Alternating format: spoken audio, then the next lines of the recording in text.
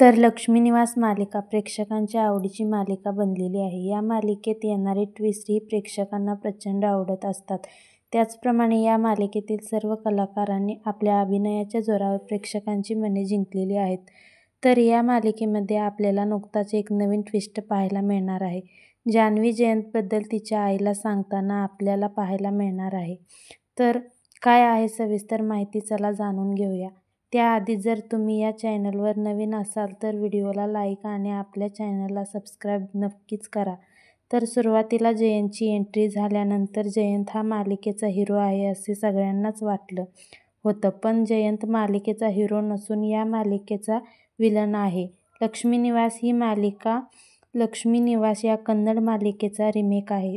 त्या मालिकेमध्ये जे काही घडतं तेच आपल्याला या मालिकेमध्ये दाखवण्यात येत आहे. आणि त्या मालिकेमध्ये जयंतला मानसिक रुग्ण दाखवण्यात आलेला आहे. आणि त्याचप्रमाणे या मालिकेमध्ये सुद्धा आपल्याला जयंतला मानसिक रुग्ण पाहायला मिळणार आहे.